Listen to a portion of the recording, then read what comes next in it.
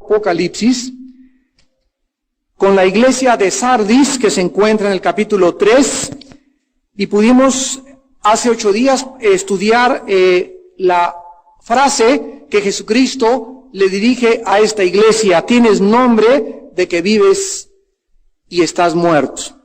Una vez que Jesucristo se acerca a esta iglesia con esta exhortación tan severa y tan profunda, nosotros podemos a continuación continuar leyendo y examinando minuciosamente todo este mensaje a esta iglesia que aparentemente se encontraba con una muerte terminal espiritual. Sé vigilante, Apocalipsis 3, versículo 12 en adelante, y afirma las cosas o las otras cosas que están para morir, porque no he hallado tus obras perfectas delante de Dios. Esta frase, no he hallado tus obras perfectas delante de Dios, nos habla en primer lugar que la salvación no es por obras. La salvación que Dios nos regala a los seres humanos es el resultado de la gracia y de la misericordia de Dios. Una vez que nosotros nos acercamos a la cruz del Calvario y aceptamos este regalo de Dios, esta salvación que Dios nos da, en base a la justicia que Jesucristo cumplió en la cruz del Calvario, ya que yo recibo la salvación sin mérito y sin haber hecho nada que yo me pudiera ganar esa salvación, Dios me capacita y te capacita a ti también para que después de la salvación produzcamos buenas obras. Pero estas buenas obras que vamos a comenzar a producir después de ser salvado, no son de nosotros. Estas buenas obras, el vaso de agua que le doy a esa persona, el dinero que regalo acá, la ofrenda que doy por allá, los folletos que reparto, etcétera, etcétera, son el resultado de mi unión con Jesucristo. Es el fruto de mi salvación, no es el medio de la salvación. Cualquier persona que no entienda el Evangelio, este es el Evangelio en su carácter más elemental, la salvación es por gracia de Dios, sin las obras de la ley. Efesios 2, 8 y 9. Romanos 3, del 20 al 28. Entonces la salvación es gratis y las obras que producimos no son para ganarnos la salvación, sino como el fruto o el resultado de nuestra salvación. Dice en Efesios 2:10, porque fuimos salvados para buenas obras, las cuales Dios preparó de antemano para que anduviésemos en ellas. Entonces, Dios nos salva para que comencemos a producir buenas obras. Y todas estas buenas obras en las cuales nosotros estamos involucrados fueron preparadas por Dios desde antes para que yo caminara en este camino, y esas buenas obras que yo hago, ni siquiera poder gloriarme, ni jactarme, ni decir he trabajado mucho para el Señor, porque Jesús les enseñó a los discípulos: cuando hayáis hecho lo que os he mandado, decid, siervos inútiles somos. Entonces nunca habrá en ningún hijo de Dios, en ninguna hija de Dios, jactancia, orgullo, para poder decir yo he hecho esto, yo he sufrido tanto por el Señor, porque todo lo que has hecho ha sido la gracia de Dios trabajando a través de tu vida.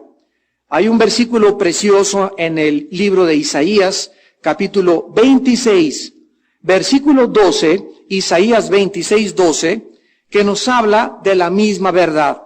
Y dice Jehová: tú nos darás paz, porque también hiciste en nosotros todas nuestras obras. Miren ustedes lo que se está diciendo en este versículo, que cuando nosotros hacemos las obras de Dios, no las de mi carne, ahorita lo voy a explicar, porque hay muchos cristianos que hacen muy buenas cosas, sin embargo hay una tragedia en esto, que hay muchas personas que hacen buenas cosas, que son sinceramente intencionadas, sin embargo, no se las pidió Dios que las hiciera. Entonces, no es lo que nosotros creemos que hacemos bien, sino lo que le agrada a Dios, lo que es bendecido por Dios. ¿Se acuerdan ustedes de Caín? Caín se acercó desde el principio de la humanidad y le dio a Dios el resultado del fruto del campo, el fruto del sudor de su frente. Y llegó Abel y le ofreció un animal, habiendo derramado sangre de ese animal. Y Dios le dijo a Caín, no quiero tu ofrenda, y a Abel le recibió su ofrenda. ¿Por qué? Porque Caín le ofreció a Dios algo que Dios no le pidió. Entonces Dios quiere que nosotros tengamos muy claro esto. Cuando nos acercamos a Dios, tenemos que acercarnos conforme a sus términos, conforme a lo que Él ha mandado. Dios no nos deja a nosotros la opción de decidir nosotros, pues yo creo que esto le gusta a Dios y se lo voy a hacer. Pues voy a ayunar 3 días para no comer y a lo mejor esto le agrada a Dios. Pues voy a darme 3 vueltas a la villa, me voy a ir de rodillas, o no voy a hacer aquellas cosas, voy a vender esta casa y la voy a regalar porque a lo mejor a Dios le gusta esto. Cuando hacemos estas cosas y no tenemos paz, es cuando sabemos que han sido el fruto de nuestra carne. Lo dice Isaías 26:12. La paz viene cuando Él hace en nosotros las obras. Entonces, una confirmación que tú puedas tener de saber que estás haciendo la obra de Dios es cuando, como resultado, viene a tu vida la paz de Dios. Ahora, Jesucristo les dice claramente, regresamos al Apocalipsis, que no solamente estas obras que estos cristianos estaban haciendo no eran las obras maduras ni perfectas delante de Dios, sino que también era importante que afirmaran, Apocalipsis 3:2, las otras cosas que estaban para morir. Incluso el más leve vestigio de vida que le quedaba a Sardis estaba a punto de morir. En esta noche el Espíritu Santo te está enviando este mensaje a tu corazón. Dentro de tu vida hay tal vez un pecado. Puede ser fumar, puede ser gula, puede ser fornicación, puede ser que andes de novio con uno que no es cristiano, con una que no es cristiana. Y estas cosas nos están matando. Estas cosas te comienzan a minar y a destruir tu vida espiritual sin que te des cuenta. El pecado es sutil y el pecado siempre llega con las credenciales de el compromiso. Te dice tu muchacho, pues me voy a convertir dentro de 3 semanas. Mientras no se convierta, no lo tomes en serio. ¿Por qué? Porque va a convertir tu vida en una destrucción poco a poco. Va a ser un instrumento del enemigo para irte minando y minando y minando y matando dentro de ti tu vida espiritual. Dios te dice en esta noche, ¿hay algún pecado en tu vida que te ha llegado a matar sin que tú te des cuenta? Y te diagnostico, dice el Espíritu Santo en esta noche, que tienes una muerte terminal, tienes un cáncer en tu vida, y sabes una cosa, te quedan 15 días de vida. En esta noche, estas cosas que están a punto de morir, tú las puedes revivir con mi poder si te arrepientes. Yo no sé a quién va dirigida estas palabras en esta noche, otra vez a las gentes que nos ven por la televisión, pero si tú en tu vida tienes un pecado, una persona que está saliendo que no es cristiana, algo que estás practicando y sin que tú sepas es la causa de tu debilitamiento, es la causa de que te está minando, así como el agua del mar golpea contra la roca, se llama erosión, este fenómeno físico, y golpea una roca, por más dura que esté, el mar golpea tanto tiempo que comienza a desmembrar las pequeñas partículas de arena hasta que se hace. Hasta cuevas hay cerca de las canteras, en las playas y en las costas de muchos países del mundo, del golpe y de la erosión del mar produciendo sobre las rocas. Así sucede el pecado con nuestras vidas. Te golpea tanto y te golpea tanto y juegas tanto con el pecado y juegas tanto con el pecado que ya te ha erosionado tu corazón. Y estás diagnosticado con una muerte terminal si tú en esta noche no te arrepientes. Dios nos da la oportunidad de ser libres en este momento. En este momento, dice Dios, las cosas que están ya por morir en tu vida, si tú te arrepientes y sabes que te está matando eso, yo te digo en esta noche que puedes tener la oportunidad de ponerte a cuentas conmigo antes de que ese pecado te acabe de dar la puntilla final y mate tu vida espiritual. En Hebreos 12, versículo 12, Hebreos 12, dice la Biblia, por lo cual levanten las manos caídas y las rodillas paralizadas.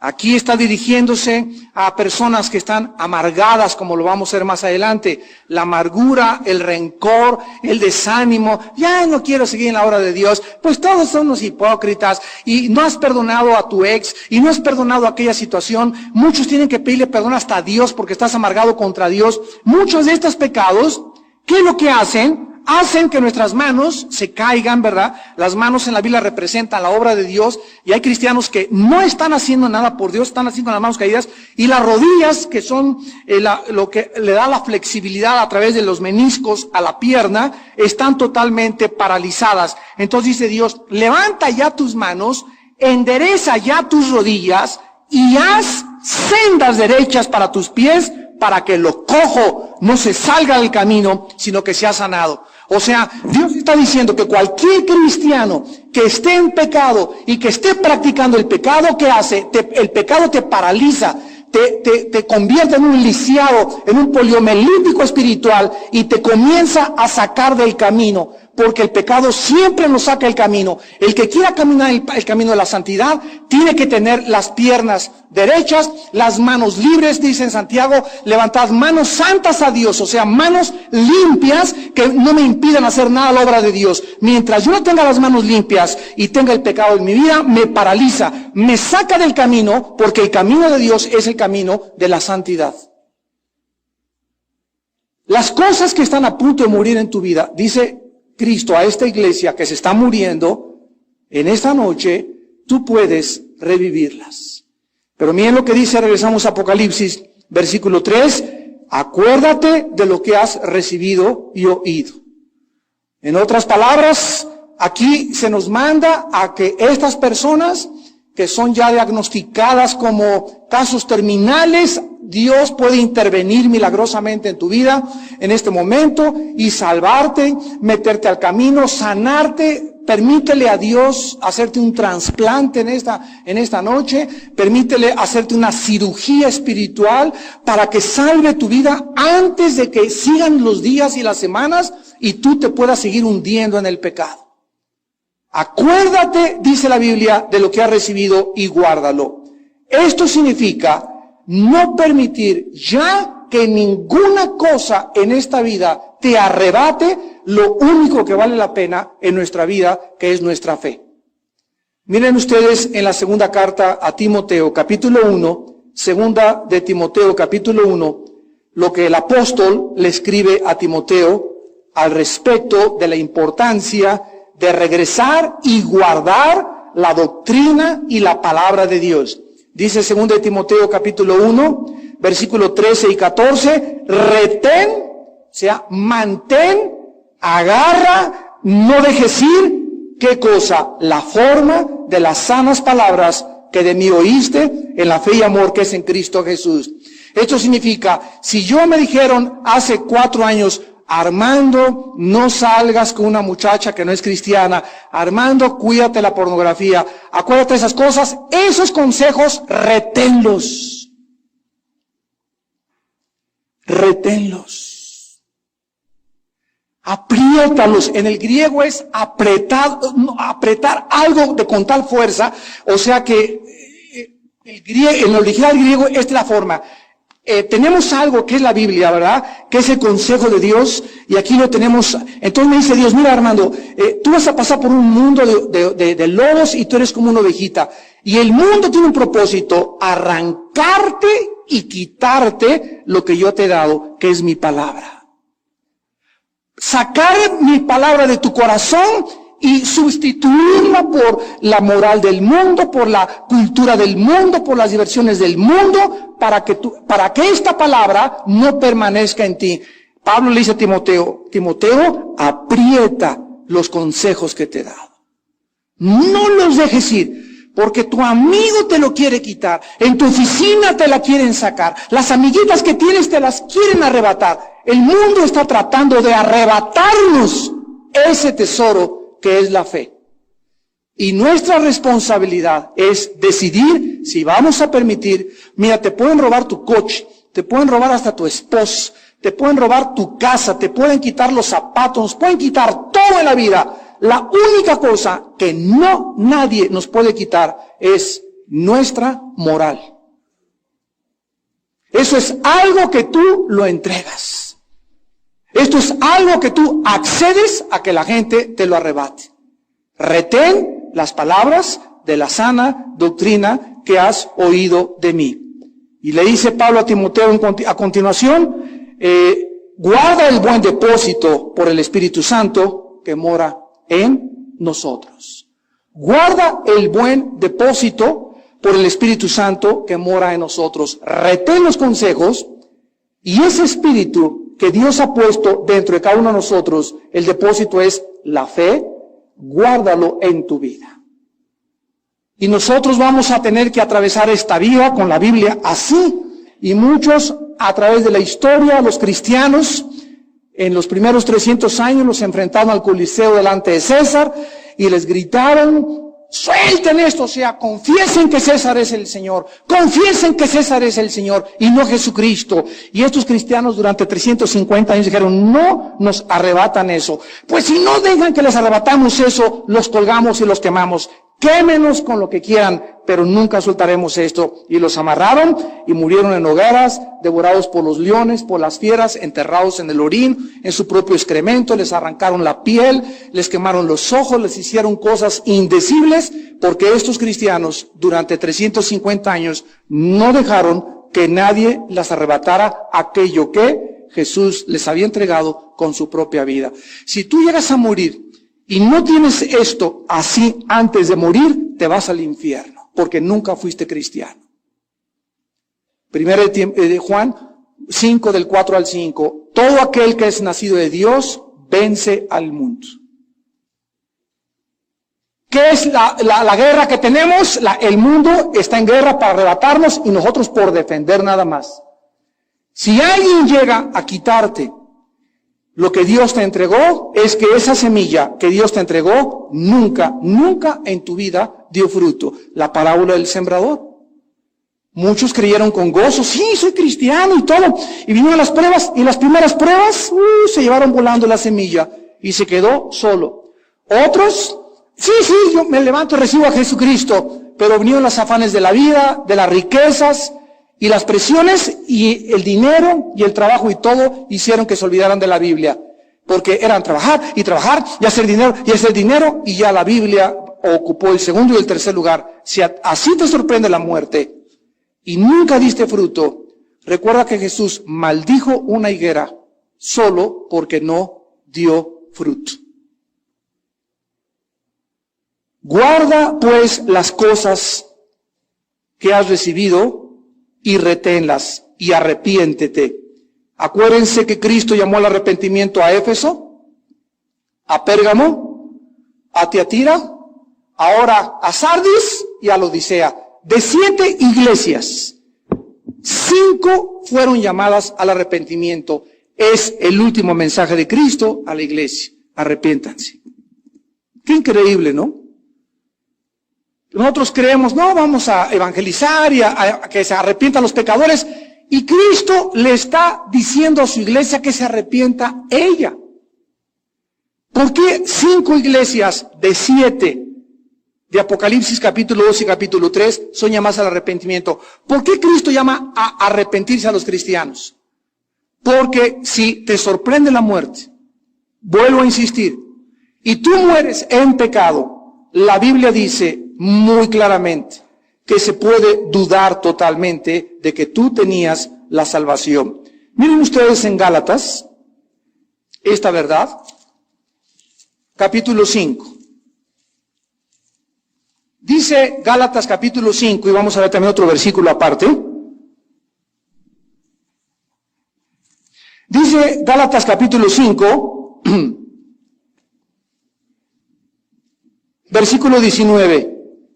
Gálatas 5:19, manifiestas son las obras de la carne, que son adulterio, fornicación, inmundicia, lascivia, idolatría, hechicerías, enemistades, pleitos, celos, iras, contiendas, disensiones, herejías, envidias, homicidios, borracheras, orgías y cosas semejantes a estas, acerca de las cuales os amonesto, como ya os lo he dicho antes, que los que practican, los que de cualquiera de estos pecados es su forma de vivir, si cualquiera de estos pecados es tu estilo de vida, no heredarás el reino de Dios.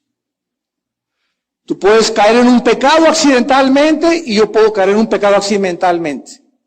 Pero eso de vivir en ese pecado y cada semana acostarte con tu novio y cada semana ver pornografía y cada semana adulterar y cada semana robar, ten la seguridad que si tú te mueres, tú no te vas al cielo, aunque te hayan bautizado, remojado y revolcado.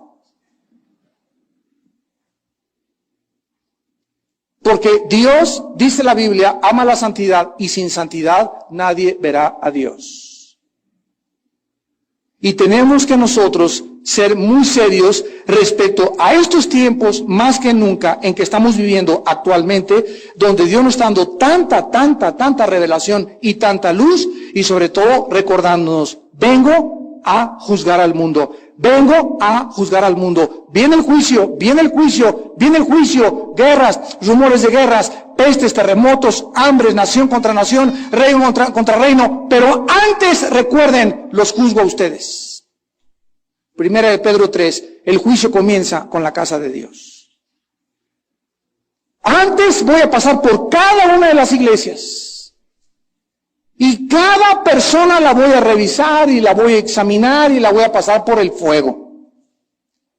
Y todas aquellas obras que en ti no encuentre perfectas, quiero decirte que las voy a juzgar. ¿Y por qué lo voy a hacer? Este domingo se los explicaba en la segunda conferencia de Levítico, porque cuando Dios nos advierte y nos dice, te voy a disciplinar o te voy a castigar, es porque nos ama. Y porque sabe que si tú sigues con ese estilo de vida, te vas a hacer mucho daño, además de que vas a sufrir más en la vida. El pecado hace sufrir. Y Dios nos ama tanto que prefiere, como dice en Marcos 9, si tu ojo te es ocasión de caer, sácalo, si tu mano es ocasión de caer, córtala, si tu pie es ocasión de caer, córtalo. Mejor es que te entres tuerto, manco, cojo al cielo, a que entres entero al infierno. Entonces Dios prefiere 1000 veces, dejarte paralítico. Dios prefiere que te quedes ciego. Dios prefiere que te vayas a un hospital. Dios prefiere llevarte antes de tiempo, con un ataque, una embolia, no sé, hay 1000 formas de morir. Él prefiere cualquier cosa de estas antes de que por alguno de sus hijos se blasfeme el camino del evangelio y de la desilusión. Este es el carácter de Dios. Dios toma muy en serio el pecado. Tan en serio que a su hijo no lo perdonó. ¿Crees que a ti te perdonará? En Apocalipsis 3, versículo 3, dice, arrepiéntete, pues si no velas, aquí está la advertencia. Si no velas, si no te arrepientes, si no vuelves a revivir las cosas que están por morir, vendré sobre ti como ladrón y no sabrás a qué hora vendré sobre ti. Esto quiere decir algo tremendo. Esto quiere decir que a muchos que se dicen cristianos, la venida del Señor los tomará desprevenidos. Miremoslo en la primera carta a los tesalonicenses. Primera de Tesalonicenses capítulo 5, versículo 2. Porque vosotros sabéis perfectamente que el día del Señor vendrá como ladrón en la noche. Versículo 4. Mas vosotros, hermanos, no estáis en tinieblas para que aquel día os sorprenda como ladrón. O sea, ¿a quiénes les está diciendo el apóstol Pablo que vendrá el Señor como ladrón en la noche? ¿A quiénes? No, porque en el versículo 4 les está hablando a los hermanos, a nosotros los cristianos. Y a nosotros se nos está diciendo que aquel día no nos va a sorprender a nosotros como ladrón. Vendrá como ladrón en la noche para los que no son cristianos. Pero para nosotros que somos cristianos, aquel día no nos va a sorprender como ladrón. Porque somos, versículo 5, hijos de la luz e hijos del día. No somos de la noche ni de las tinieblas. Ahora, si realmente es así, versículo 6, entonces, no dormirás como los demás, sino velarás y serás sobrio. Dormir aquí se refiere espiritualmente, o sea, el cristiano está en guardia. El cristiano es un ser humano que está alerta. Es una persona que sabe perfectamente bien los peligros, que detecta los peligros, que discierne los peligros. Dice en Proverbios, el simple pasa y se lleva el peligro y jala las orejas al perro y se deja llevar por cualquier perro que lo muerda. Pero el sabio, el entendido, sabe que esa muchacha me va a causar un problema, sabe que ese muchacho no me conviene, sabe que ese negocio no me va a dar a ningún lado, sabe que el pecado va a hacer sufrir, sabe que el dinero en mala vida es maldición, sabe que el coquetear, sabe que jugar en la vida, sabe que es vanidad todas las cosas. El cristiano está alerta, el que es hijo de Dios vive en la luz. Está velando. Un velador en la noche es una persona que de las 11 a las 7 de la mañana se le paga un salario para que cuide qué cosa, que no entren los ladrones. Pero entre las 2 y las 3, 4 de la mañana es el tiempo, dicen los científicos, que hay un líquido en el cerebro, que es cuando sube y es casi imposible, por más de que cabeceas y si sigues cabeceando te quedas dormido, te gana el sueño, como dicen vulgarmente. Y estamos ahorita en la humanidad, espiritualmente hablando, entre las 2 y las 3 de la mañana. Ahorita en la humanidad es cuando más tinieblas van a haber en todos lados. Y cuando más presión va a haber para que comencemos a cabecear y ya no leamos la Biblia, ya no oremos, ya no practiquemos el bien, ya no ganemos almas para Cristo, vendrán sobre el mundo tinieblas tremendas. Pero ustedes, los que realmente son hijos de Dios, no están en tinieblas. Y esta es la diferencia entre unos y otros. Vean ustedes en la segunda carta de Pedro, en segunda de Pedro capítulo 3, versículo 10, que Pedro vuelve a repetir lo mismo que dijo Pablo a los tesalonicenses. Segunda de Pedro 3:10. Pero el día del Señor vendrá como ladrón en la noche, en el cual los cielos pasarán con gran estruendo y los elementos ardiendo serán deshechos y la tierra y las obras que en ella hay serán quemadas. El apóstol Pedro asocia la venida de Cristo con el día de la ira de Dios, con el día del Señor. Ahora, regresamos a Apocalipsis y en el versículo 4, Cristo les da palabras de consuelo y les dice, pero tienes unas pocas personas en Sardis que no han manchado sus vestiduras y andarán conmigo en vestiduras blancas porque son dignas. Ustedes saben que las vestiduras blancas simbolizan en la Biblia la pureza y la justicia de Jesucristo.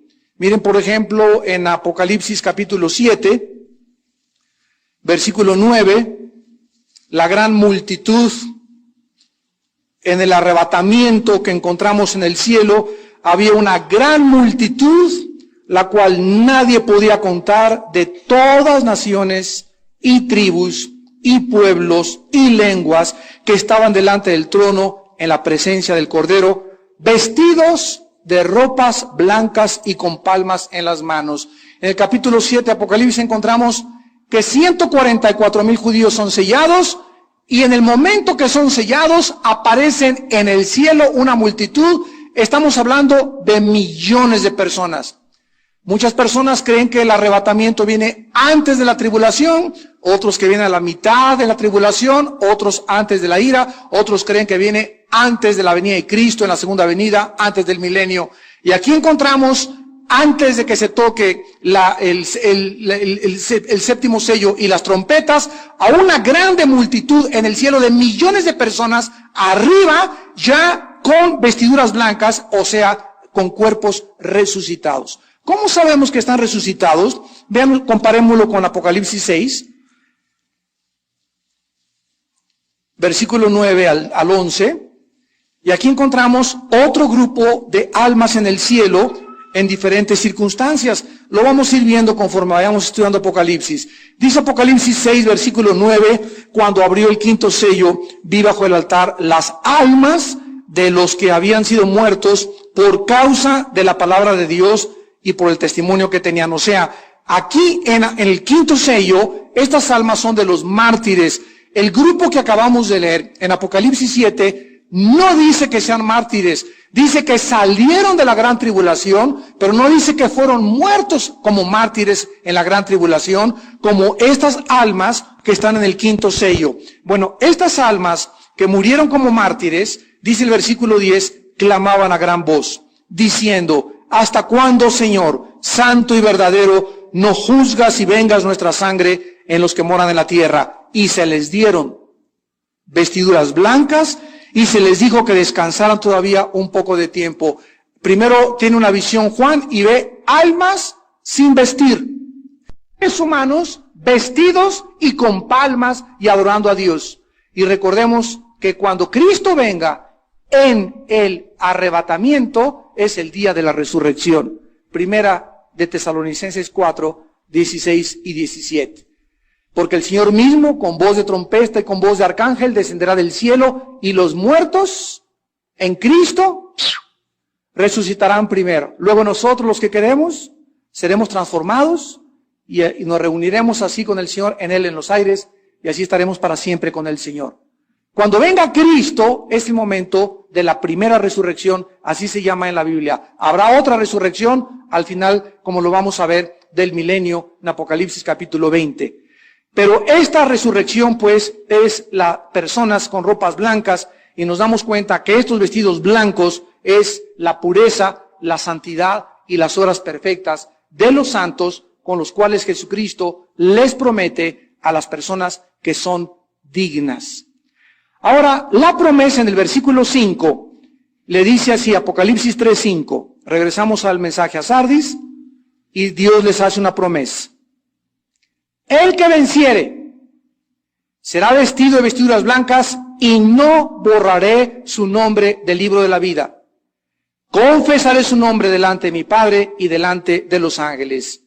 Dos promesas se les hacen a los vencedores. Número 1, serán vestidos de vestiduras blancas, y en segundo lugar, no borrará Dios su nombre del libro de la vida. Hay quienes creen que este versículo enseña que la salvación se puede perder. O sea, creen que hay personas que estuvieron escritas en el libro de la vida y que, como dice Dios, que no las va a borrar, pero si se arrepienten, sí las va a borrar, entonces la salvación se puede perder. ¿A qué se debe esta mala exégesis bíblica de interpretación equivocada? En no saber ni haber estudiado que hay diferentes libros que Dios tiene. Hay un libro de los vivientes, hay otro libro que es el de la vida, hay otro libro que hay el de las obras que aparece en Apocalipsis 20 del 11 al 15, pero lo vamos a ir viendo con mucha tranquilidad. Hay más de 150 pasajes en la Biblia que enseñan de manera definitiva la seguridad de nuestra salvación, de quienes han puesto su fe en Jesucristo. Por ejemplo, Juan 5:24. De cierto les digo, que el que oye mi palabra y crea al que me envió, no vendrá a condenación. Y esa palabra condenación es crino con K en griego, que es juicio. No será juzgado respecto a su salvación, sino que ha pasado de muerte a vida. Romanos 8:1, ninguna condenación, o sea, ningún juicio hay para el que está en Cristo Jesús. Hebreos capítulo 9, Hebreos capítulo 10, porque a todos los santificados los hizo perfectos para siempre, con una salvación eterna. La salvación que Dios me ha regalado significa que en el momento que yo recibo al Espíritu Santo, yo entro, y tú también, si eres cristiano, en una dimensión, en un reino que se llama el reino de Dios. Y el reino de Dios está relacionado donde no hay tiempo ni espacio. Nosotros estamos en un planeta limitado de 4 dimensiones nada más. Pero Dios es un ser hiperdimensional. Dios está fuera del tiempo y del espacio en el cual tú y yo existimos. El tiempo antes de que existiera era la eternidad. En el principio Dios hizo los cielos y la tierra. Antes de eso existía la eternidad. Entonces, cuando nosotros recibimos la vida eterna, recibimos una vida que significa precisamente que es paralela a la dimensión donde Dios vive. Por eso se llama eterna. Entonces, Dios no nos da una vida temporal. La salvación es una vida que si tú te portas bien, tienes la salvación, pero si te portas mal, pierdes la salvación. ¿Saben ustedes que esta doctrina enseña realmente la salvación por las obras? Que es una de las más grandes, así se llaman, herejías de la Biblia. Una persona que dice que la salvación se pierde está diciendo, Dios me regala la salvación por gracia, pero de aquí en adelante, ya que soy salvo, mis obras van a determinar y a decidir finalmente si entro al cielo. Entonces, estas personas están diciendo, la salvación es por fe más las buenas obras. Y cuando nosotros le agregamos algo a la salvación, y no solamente por gracia, ya es obras dentro de la salvación. O sea que cuando llegues al cielo y Pedro te diga, a ver, ¿tú por qué te dejo entrar? ¿Qué le vas a contestar? Pedro, déjame entrar porque por gracia fui salvo en la cruz, pero además me porté bien. Pedro te da una patada que te va a mandar hasta el fondo del océano. Somos salvos por la gracia sin ninguna obra que nosotros hayamos hecho.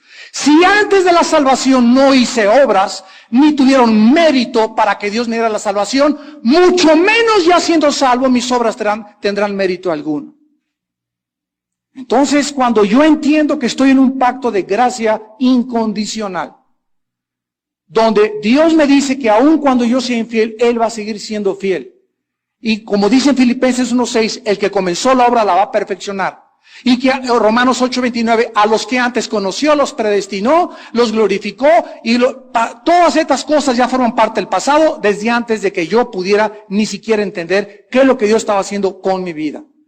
Pero hay otras personas que dicen, bueno, es que si usted enseña que la salvación no se pierde, pues vamos a portarnos mal, al cambio que soy salvo. Dice Gálatas 5:13, Dios nos llamó a libertad, solamente que no usemos esta libertad como ocasión para el pecado. El cristiano o la persona que diga, bueno, como no puedo portar la salvación, me puedo portar como quiera, significa, por el puro hecho que piensas de esa manera, que no tienes la salvación. Porque dice Romanos 6, del 1 al 4, ¿perseveraremos en el pecado para que la gracia de Dios abunde? De ninguna manera. ¿Que no sabéis que los que hemos sido bautizados en Cristo, hemos sido bautizados en su muerte? Porque así, exactamente como fuimos bautizados en Cristo y fuimos injertados en el cuerpo de Cristo, así lo seremos también en la de su resurrección, sabiendo que nuestro viejo hombre fue crucificado juntamente con Él para que el cuerpo del pecado sea destruido a fin de que no sirvamos más al pecado. Romanos 6, versículo 6. Cuando no estudiamos profundamente la Biblia, ni el pacto de gracia, ni el pacto de sangre en el cual tú te encuentras, entonces llega la gente y usa un versículo como, no borraré tu nombre del libro de la vida, para enseñar que se pierde la salvación. Pero vamos ahora a demostrarlo esto a través de la Biblia. Vamos a Éxodo capítulo 32. Para que no te quede ninguna duda, Éxodo capítulo 32. Y vean ustedes que aquí en este pasaje Moisés le pidió a Dios que quitara su nombre del libro. Y vamos a ver qué tipo de libro es este y por qué Dios no le concedió esta petición. Dice Éxodo 32, 32 y 33. Versículo 32 y 33. Que perdonases ahora su pecado y si no, ráeme ahora de tu libro que has escrito. Y Jehová respondió a Moisés: al que pecare contra mí, a éste raeré yo de mi libro. Vemos nosotros que aquí no había, y tampoco hay ninguna contradicción con el libro a que se refiere en el libro del Éxodo, con el libro de la vida que está mencionándose en Apocalipsis 3, versículo 5. Este libro que está en Éxodo 32, vayamos a Filipenses 4, versículo 3, y veamos que es otro libro totalmente diferente. Dice Filipenses 4:3, asimismo, te ruego también a ti, compañero fiel, que ayudes a estas que combatieron juntamente conmigo en el Evangelio, con Clemente y los demás colaboradores míos, cuyos nombres están en el libro de la vida. Ahora vayamos a Apocalipsis 13. Apocalipsis 13 para una final confirmación. Dice Apocalipsis 13, versículo 8. Y la adoraron, está hablando de la adoración del anticristo. La adoraron todos los moradores de la tierra, cuyos nombres no estaban escritos en el libro de la vida del Cordero. Aquí ya no cabe absolutamente ninguna duda. Todos los seres humanos que adoran al anticristo, jamás, no dice, la adoraron los que fueron borrados. Porque si fueran borrados, ¿verdad?, podría también caber la posibilidad de que esas personas perdieron la salvación. Pero jamás las personas que adoran al anticristo y las que en este momento no es el anticristo estén adorando a otro Dios que no es Dios, nunca han estado en el libro de la vida escritos. Si no diría, la adoraron los que fueron borrados del libro de la vida.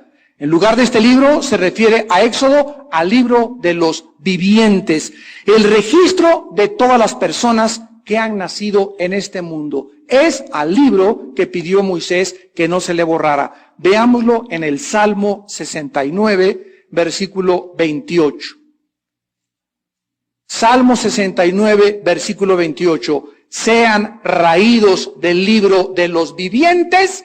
Este no es el libro de la vida eterna, es de los vivientes, de los seres humanos que han nacido. Todos los seres humanos que han nacido y que nacen son escritos en un libro que se llama el libro de los vivientes. El libro de la vida es el libro de la vida eterna, el libro de la vida de Jesús, el libro de aquellos que fueron salvados. Se han raído del libro de los vivientes y no se han escritos entre los justos. La advertencia, pues, en Apocalipsis 3, versículo 5, no borraré tu nombre del libro de la vida, no es una amenaza ni una advertencia de eterna condenación, sino de la muerte física. En primera de Juan capítulo 5 dice la Biblia que hay un pecado de muerte por el cual el apóstol pidió que no se orara. ¿Cuál es este pecado de muerte? En 1 Corintios 11, versículo 30 al 34, dice la Biblia que los corintios cuando tomaban la cena del Señor, la tomaban sin arrepentirse. Y en ese momento muchos por eso dormían. Dormían es un término que se usa para la muerte de un cristiano salvo, y otros estaban enfermos. Entonces, en 1 Corintios 5, del 1 al 5, había un muchacho que vivía en fornicación con su madrastra. Y Pablo le dice que se ha entregado a Satanás a fin de que el cuerpo sea destruido y el espíritu sea salvado. Vemos que este muchacho no pudo tampoco perder su salvación. Entonces, cuando nosotros creemos que esto significa perder la salvación, repito, es porque no hemos entendido de qué está hablando, cuál es el libro de la vida, cuál es el libro de los vivientes, y como en Apocalipsis 13 nos confirma, pues, que ninguna persona escrita en el libro de la vida puede adorar ni adorará jamás al anticristo. En Romanos 9:3, Pablo dijo, prefiero ser anatema con tal de que mis hermanos los judíos sean salvados. Sin embargo, era un hecho imposible, ¿verdad? Porque la salvación es irreversible. cuando Dios salva a una persona, la sella con el Espíritu Santo. Efesios 1, 3 y 14. Y este sello del Espíritu Santo, dice la Biblia, Efesios 1, 3 y 14, estará entre nosotros hasta el día de la redención de la posesión adquirida, que significa el cuerpo. O sea, una vez llegó un cristiano y me dijo, no, pues la salvación se pierde. Yo siempre me gusta preguntarles esto a mis hermanos que creen que se pierde la salvación. Quiero que me digas, ¿cuál es el pecado que te puede hacer perder la salvación? ¿El adulterio? ¿El asesinato? ¿El divorcio? ¿El robo? Porque de acuerdo a mi Biblia, dice, la sangre de Cristo nos limpia, ¿de cuántos?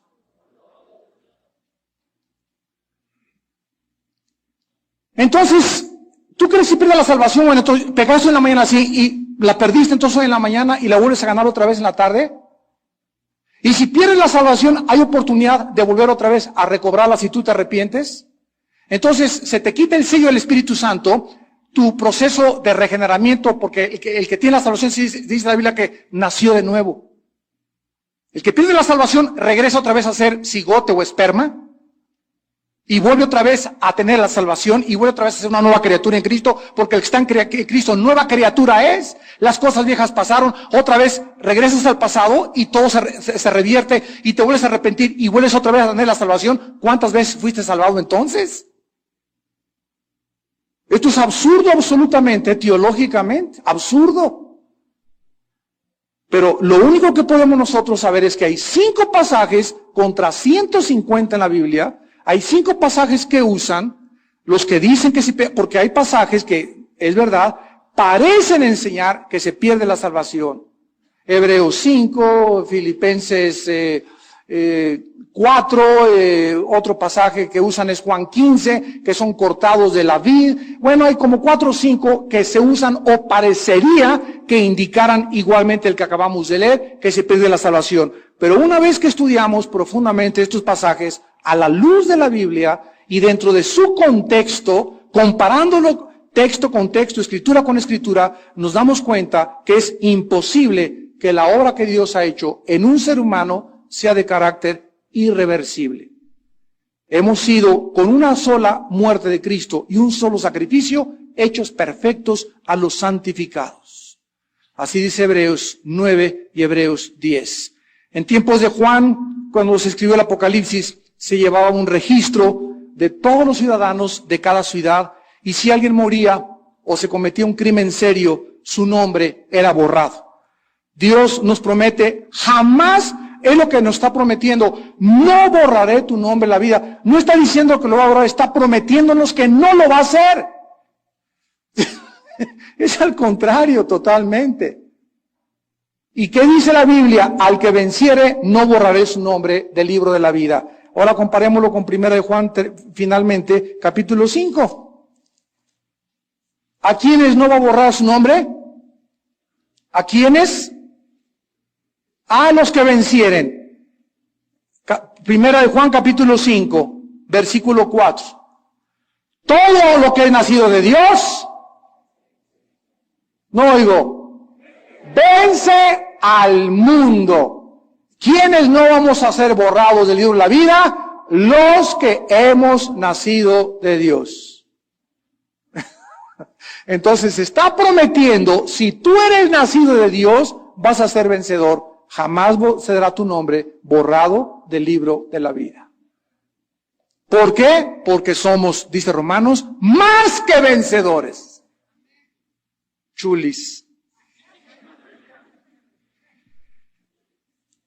Y finalmente, Cristo, para terminar su mensaje a la iglesia de Sardis, le dice: el que tiene oído, como terminan todos los mensajes a las iglesias, delante de mi Padre y delante de sus ángeles, lo confesaré, y el que tiene oído, oiga lo que el Espíritu Santo dice a las iglesias.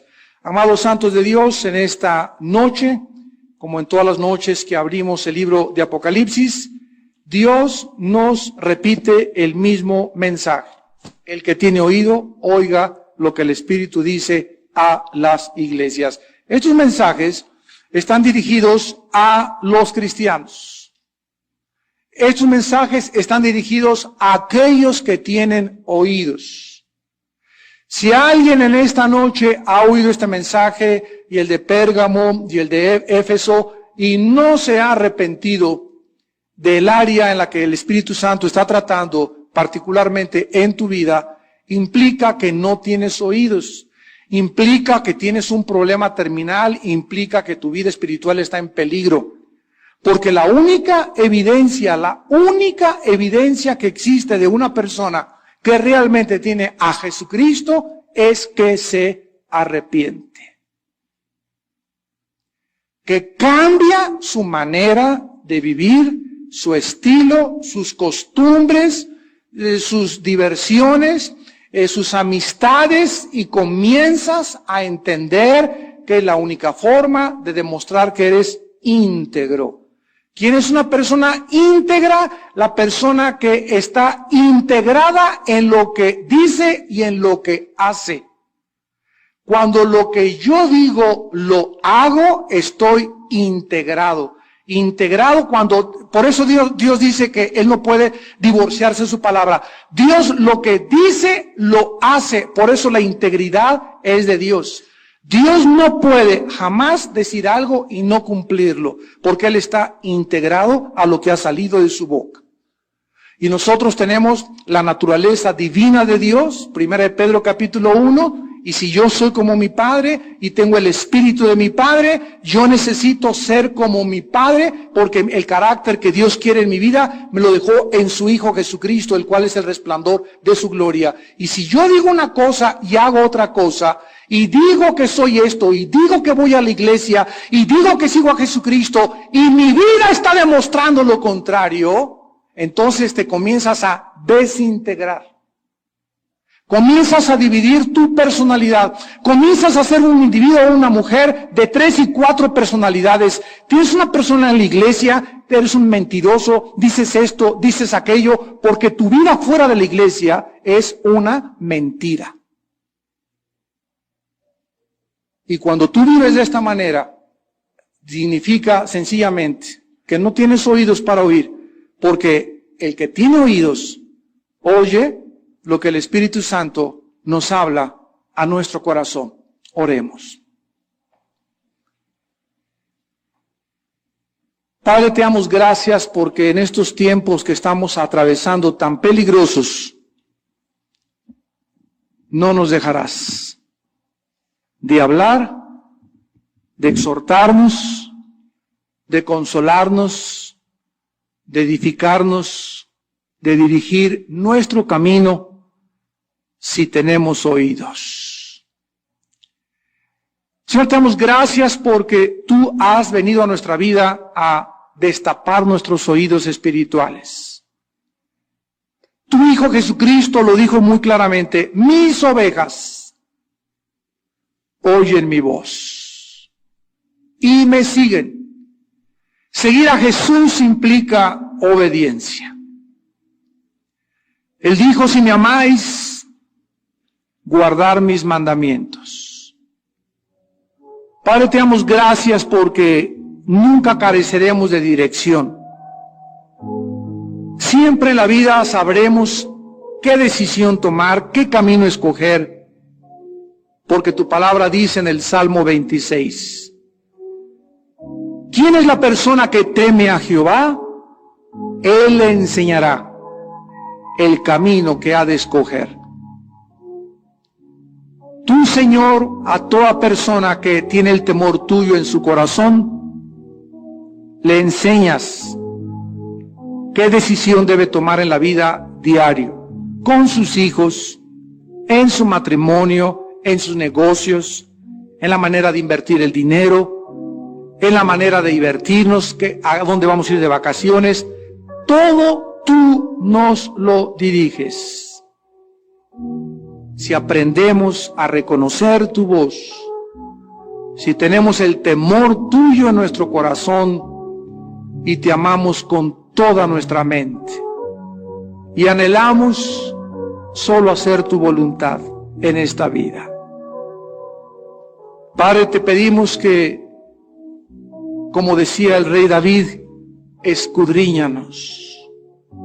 examínanos, conócenos. Muéstranos nuestras maldades.